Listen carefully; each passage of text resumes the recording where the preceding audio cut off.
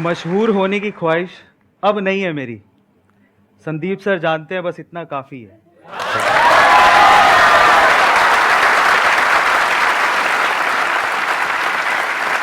तो आपने the pursuit of happiness अगर देखा हो तो वो हमेशा एक ही बात बोलते हैं, प्लीज प्रोटेक्ट योर ड्रीम्स। क्योंकि वो ड्रीम्स है ना, आपके लिए बहुत खास है, दुनिया के लिए नहीं है। उसको आपको खुद को प्रोटेक्ट करना है। अब उसके लिए आपको कुछ भी कीमत चुकानी पड़े, you have to do that. और इसी का नाम जिंदगी है। अप्स एंड डाउन्स तो आएंगे ही ना लाइफ में, लेकिन अगर आप उन अप्स एंड डाउन्स में अपने सपनों को खो दो, छोड़ दो, तो फिर सपने आपके पास आए ही क्यों हैं? बड़े सपने देखने हैं तो कीमत चुकानी पड़ती है, और वो आपको चुकानी चाहिए। उसके लिए कुछ भी देना पड़े, you have to give yourself as well. मेरा ऐसा मानना है। एक्सेलेंट।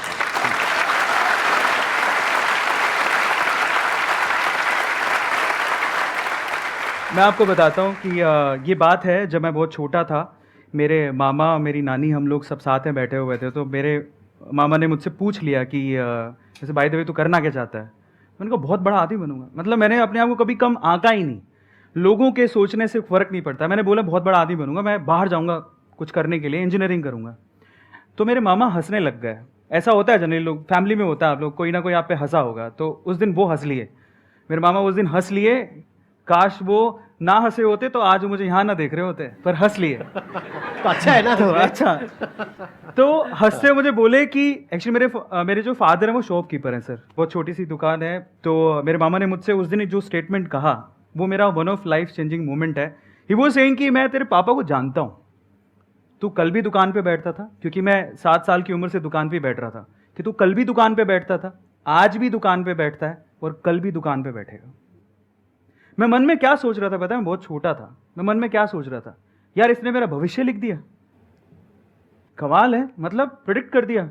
अब ये भविष्य ऐसा होना नहीं चाहिए, उसकी जिम्मेदारी मेरी है, उसको तो बदल के रहूंगा।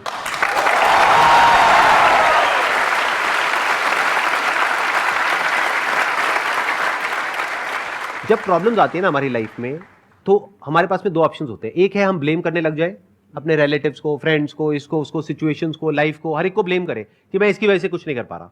दूसरा ऑप्शन ये होता है कि जो भी आपको उल्टा बोल रहा है या आपको आगे बढ़ने से रोक रहा है, तो आपको गुस्सा आता है। जब कोई आपको उल्टा बोलता है, आपकी फैमिली में, फ्रेंड्स में, यहाँ पे वहां पे, मुझे भी बहुत बोला था जब मैंने अपना करियर शुरू किया था, इनको भी बोला था, सबको बोलते हैं। आपको ये समझना है कि अगर कोई आपको उल्टा बोल रहा है, आपको गुस्सा आ रहा है ना, आने दो गुस्सा। हाँ, बस उस गुस्से को चैनलाइज करो सही जगह पर। exactly. वही इन्होंने किया, और आज देखो इनके अंदर एक जोश है, एक आग है, जो आप लोग फील कर पा रहे होंगे, मैं देख पा रहा हूं।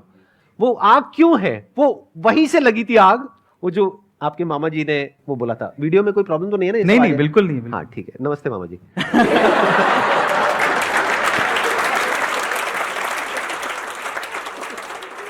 मैं आपसे पूछना चाहता हूँ कि how to be clear on thoughts, मतलब जो हम सोचते हैं और उसको इम्पोज भी करना है। और कई बार डिसीजन मेकिंग में भी हमें मतलब दिक्कत हो जाती है कि कोई डिसीजन ले तो लेते हैं लेकिन उसको इम्प्लाई नहीं कर पाते। बहुत अच्छा सवाल है। क्लैरिटी में एग्जांपल देता हूँ, ज़्यादा इंपॉर्टेंट है। मेरे फादर मुझे जाने नहीं देना चाहते थे बाहर। मैं इकलौता था, शॉप थी, उनको ये था कि संभालेगा कौन। तो हमेशा जब भी मैं बाहर जाने की बात करता था तो वो कहते थे कि नहीं, पॉसिबल नहीं है। जैसे भी जिद करके मैं निकला बाहर, क्योंकि फादर का कहना था कि भी 2 सिस्टर हैं, शॉप पे कौन बैठेगा, उनकी शादी भी करनी है, जो होता है नॉर्मल फैमिलीज़ में। पर फिर भी लड़ वड़ के साइन करवाया, एजुकेशन लोन लिया, निकले बाहर। अब क्यों गए थे ज़रा समझने की ज़रूरत है। विजन ये था कि मुझे फैमिली को प्रूव करना है। मेरे मामा जी ने कहा कि भैया तो कुछ कर नहीं सकता, मेहनत करके सिलेक्शन हुआ है। पापा ने एजुकेशन लोन पे साइन करने तक से मना कर दिया था, फिर भी जिद करवा के किया। क्यों किया? वो इंपॉर्टेंट था कि मुझे मेरी लाइफ में कुछ करना था, मुझे इंजीनियरिंग करनी थी। अब क्लैरिटी, थॉट क्या है ज़रा समझते हैं। यहाँ से मुझे मेरा करियर बिल्ड करना है। बहुत कुछ पीछे सुन के आया हूँ और बहुत कुछ लोगों को बताना है और प्रूफ करना है। लेकिन जब मुझे मौका मिला तो मैं भी बहक गया। जब बाहर निकला मैं तैयारी करने के लिए सर, तो अगेन पता नहीं कैसे बताऊं, बट वहाँ पे एक लड़की थी। बाहर जाने के बाद जब हवा लग जाती है, फ्री हो जाता है इंसान, उसी की तरफ दौड़ता है। तो मेरे साथ सेम हुआ। उनको जब पहली बार देखा मैंने तो बस दिल के तार बज गए, पता नहीं क्या हुआ। पर एक बात मैं बोलता हूँ यहाँ पे, अगेन करने कुछ और आया था, पढ़ाई करने आया था, तैयारी करने आया था ताकि मेरा कॉलेज में सिलेक्शन हो। लेकिन वहाँ पर इस चीज़ में अगेन साइड में हो गए, डाइवर्ट हो गए। बिकॉज उस टाइम पे क्या मुझे एनर्जी बहुत थी, जैसे आज आप फील कर रहे हो इससे 10 गुना ज्यादा थी, मुझे ऐसा लगता था मैं बहुत कुछ कर सकता हूँ, लेकिन वो जो एनर्जी होती है उस टाइम पे स्कैटर्ड होती है, इस वजह से आप बहक जाते हो, लेकिन उसे अलाइन करना बहुत जरूरी है और उसके लिए एक पर्सन चाहिए जो आपको समझ सके। तो मुझे लगता था कि यार ये मेरी फ्यूचर वाइफ हो सकती है, ऐसा करके। यस जिन लड़कों को प्रॉब्लम होती है ना, जिनको लव एट फर्स्ट साइट हो जाता है, उनसे ना मैं आपको एक सवाल पूछता हूँ। सवाल ये है कि जिस मोहतरमा के ख्यालों में आप 24 घंटे मशरूक हैं, जिस मोहतरमा के ख्यालों में आप 24 घंटे मशरूक हैं, वो सिर्फ आप ही की है, इसका कोई प्रूफ है?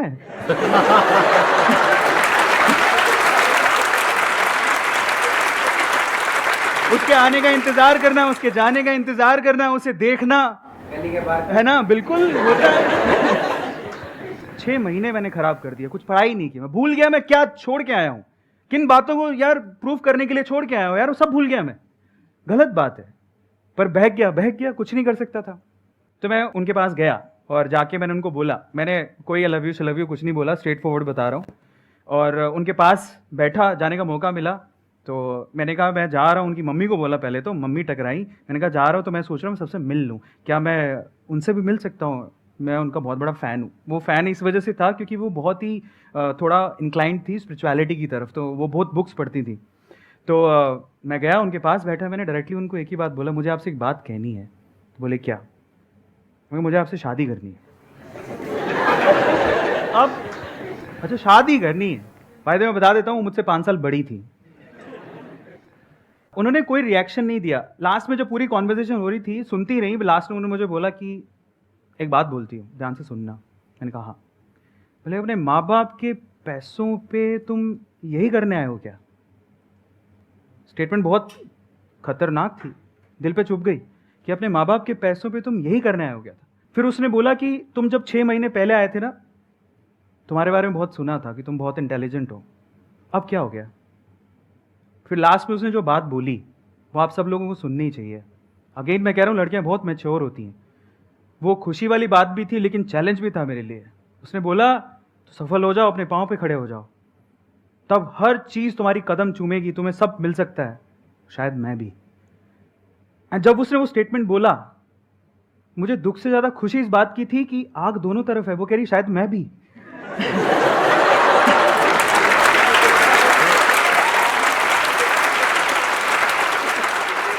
आज वो मेरे साथ है और मेरी सफलता में उसका पूरा हाथ है।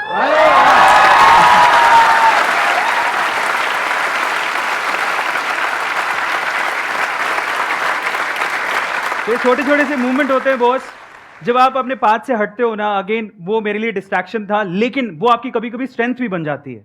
अगर मैं सीधे चले जाता, ठीक है, मन में रख के, पर वो मैंने वो रिस्क उठाया। रिस्क है तो इश्क है। रिस्क उठाया तो सामने से स्टेटमेंट आया, समझ में आया कि हमें करना क्या है, फाइनली उसी पाथ पे दोबारा आ गए। तो आपकी लाइफ बनती है, बिगड़ती है आपके आसपास के लोगों से जो आप चूज करते हो। और अगर आपकी चॉइस सही है तो आपकी जिंदगी बन सकती है और बहुत बेहतर बन सकती है। और उसने मेरी जिंदगी को बहुत बेहतर बनाया है, जो आपके सामने मैं हूं।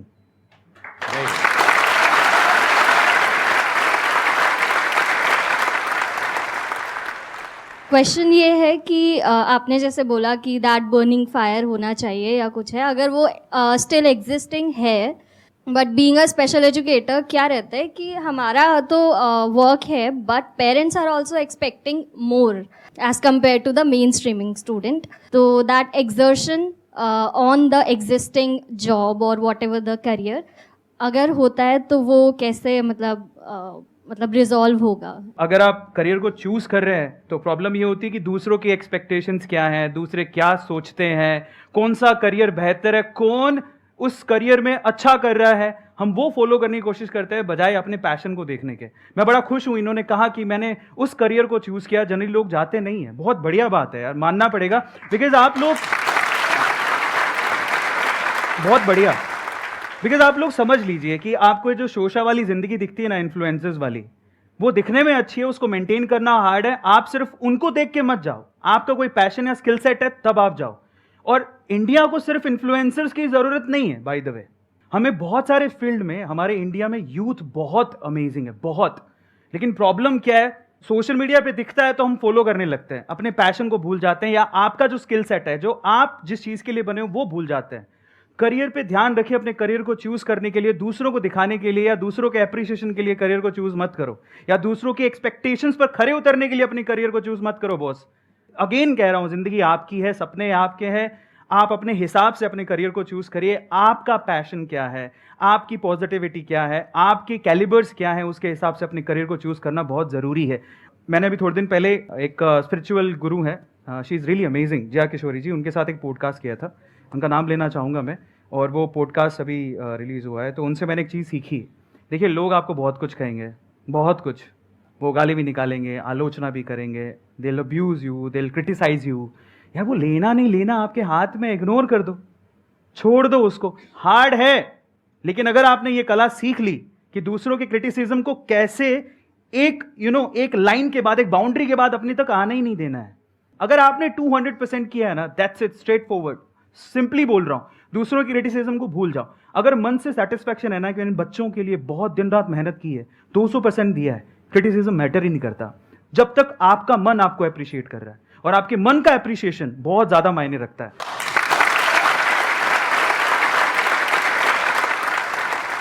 आप अपनी तरफ से ईमानदारी से अपना काम कर रहे हैं। आप किसके लिए कर रहे हैं? आप अल्टीमेटली उन बच्चों के लिए कर रहे हैं ना। अब उनके जो पेरेंट्स हैं वो नहीं समझ रहे, वो आ करके आपको उल्टा बोल करके जा रहे हैं, तो आपको गुस्सा आएगा। आपकी जगह मैं होऊंगा, कोई भी होगा, उसको गुस्सा आएगा। किसको नहीं आएगा? कोई इंसान अपने पूरे दिल से काम को करे, ईमानदारी से करे, अच्छी नीयत के साथ करे, उसके बाद भी लोग सामने से उल्टा बोले तो गुस्सा आता है। आई अंडरस्टैंड, बट इस गुस्से को यूज करिए उन बच्चों की लाइफ को और बेटर बनाने में। जैसे जब मैंने अपने सेशंस करने शुरू करे थे तो बहुत लोगों ने बहुत तरह से क्रिटिसाइज किया, मेरे को किया, इनको भी किया होगा, आई एम 100% श्योर।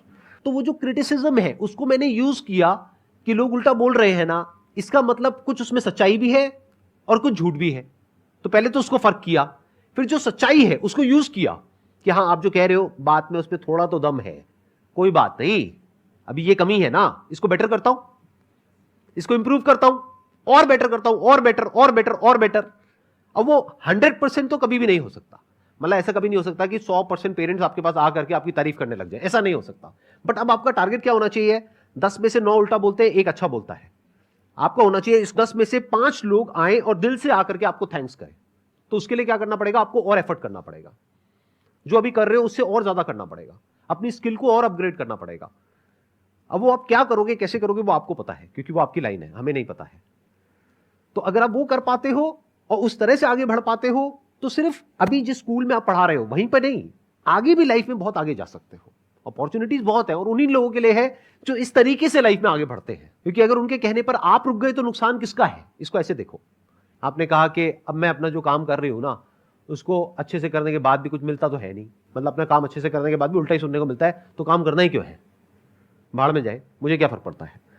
ये भी एक अप्रोच है बहुत लोगों की कि हम काम करते हैं, एप्रिसिएशन तो मिलता नहीं है, जॉब करता हूं, यहां पर कमियां तो सब निकालते हैं, तारीफ कोई करता नहीं है, अच्छी क्वालिटी कोई देखता नहीं है, तो मैं अपना काम ढंग से करूं ही क्यों? तो इसमें नुकसान किसका है? कभी सोचा है? शॉर्ट टर्म में चलो उस इंसान का नुकसान है, जो एम्प्लॉयर है उसका नुकसान है। लॉन्ग टर्म में किसका नुकसान है? एम्प्लॉय का, क्योंकि वो एम्प्लॉय वहीं पे स्टक हो जाएगा, वो बेकार हो गया उस कंपनी के लिए भी और कंपनीज के लिए भी। लेकिन अगर उसको उस कंपनी में उल्टा बोला जा रहा है, फिर भी वो अपने काम को और अच्छा करता जा रहा है, और अच्छा करता जा रहा है, और अच्छा करता जा रहा है, तो आज नहीं तो कल वो उस कंपनी को छोड़ेगा, कहीं और जाएगा। तो हो सकता है वहां एप्रिसिएशन नहीं मिला, अरे वहां तो मिलेगा, दूसरी जगह नहीं मिला, तीसरी जगह मिलेगा, चौथी जगह मिलेगा। कोई तो कंपनी होगी जो देखेगी कि आप एक्चुअल में अंदर से क्या हो, जिसको हीरे की परख होगी, और उस दिन आपको हीरे का दाम मिलेगा।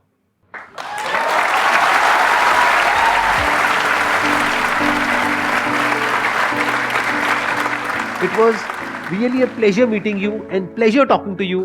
Thank you so much for coming. It means a lot to me. Thank you so much. And to everybody here. Thank you so much.